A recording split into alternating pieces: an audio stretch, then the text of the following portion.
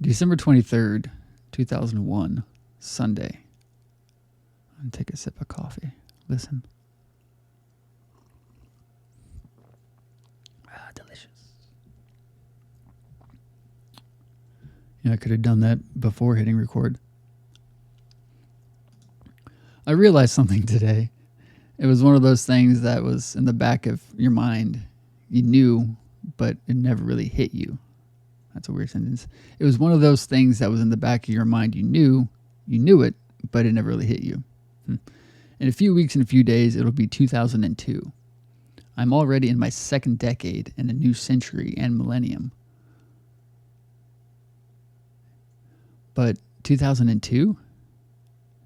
It is the first palindrome year since 1991. Betsy is almost dead. My green pen that Marilyn had me name Betsy, she is dying. I say she probably, depending on, of course, on how much I write, has about 2 days left. 4 at the most. It's strange. It felt like I had Bob, my retired purple pen, a lot longer than Betsy. Maybe my output, writing, that is, has increased. However, do not worry, precautions have been taken. Another pen has been selected and it's been given a name. A gray pen named Spike Schnizzle. Can anybody tell me where I got that from? Quote, I'm just looking for an angel with a broken wing. Jimmy Page. Last night I sat in bed for a while reading a book I bought from my dad, George Carlin's Napalm and Silly Putty. I was laughing out loud through most of it. It was pretty funny and smart. I don't think George Carlin is brilliant or special or anything. He's just an outsider like myself. George, unlike the majority of the world, actually looks around and has the balls to question everything. Nothing to him is sacred, nor should it be. Just because the masses and powers that be say and think some things, like religion, should not be questioned or made fun of, an outsider, George, myself, and many others, would say, fuck all that. Back to my story. I was reading this book, which was primarily just funny and clever anecdotes, random cynical thoughts, essays, and prose, and it really inspired me to start my own, of course, which truthfully I've been planning on doing for years, just writing down various thoughts and feelings on different things. So I took a few minutes and did that. I've had a notebook like this one ever since I bought this one, and I called it 6N8T7. I jotted down a few little things which I will eventually elaborate on. It's something else to do anyway.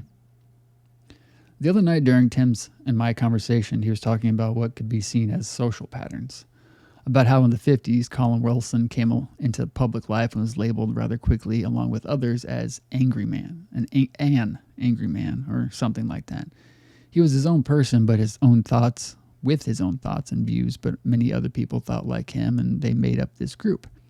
Basically, society labeled them all because they were contemporaries with certain ideas that ran parallel with another. Tim feels the new outbreak of a group like this is due out soon. We'll call them, like I've said before, outsiders. Men and women who battle against and question the mainstream rationale and bourgeoisie ideals. To use another example of this, we can look at the Beat Generation. Kerouac being the so-called father of, and his contemporaries and friends, Ginsberg, Ferlinghetti, and Cassidy, were the main faces with this movement. They were just a bunch of bums who didn't conform to Christian beliefs unlike the majority, but rather Buddhist beliefs and or atheism, and they were all persecuted as much as they were praised, and of course you have to look at the latter generation of beatniks and artists, and Warhol and Carroll followed the same path. It is true to say that there have not been many movements coming from the streets, and it is time for another. We need to stand against things like corporate rock and teen pop iconography. In the early 90s, Nirvana busted out and killed bands like Skid Row and Poison, Vanilla Ice and MC Hammer, thank God, Paul Abdul and Boyz II Men, and gave birth to grunge and alternative music, while all the while not conforming. However, for many years, grunge was all we had, along with gangsta rap, and over time, the corporations took control, making clones of Nirvana and Snoop Dogg, copying the style and words, but not the true essence of it, which in turn rebirthed teen pop. Britney, NSYNC, Backstreet Boys, and are all this generation's New Kids on the Block and Whitney Houston. Yet if history has taught us anything, is that these things always come full circle. It has been almost a decade since teen pop last died, and it is way overdue for it to die again. Can a small band of poetic outsiders and prose soldiers unite to fight the power of Big Brother? Corporate puppets? Stay tuned to It's Always Tuesday in My House and find out. Damn, I'm angry sometimes. I won't apologize for talking poorly about these people in groups. I will say that I do not hate them. I hate the iconography and the idolatry. I'm sure if I ever met Britney, Timberlake, or whoever else, I'd like them fine enough and we'd get along.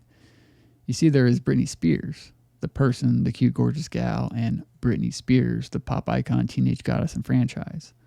The latter one being the one I despise. That's all I have to say about that. I'm home now after 12 hours of work and I'm fucking beat. I wish I had something to say, but I don't. I'm going to read, watch Magnolia, and go to bed. End quote. Things fall down, people look up, and when it rains, it pours. Magnolia, film trailer.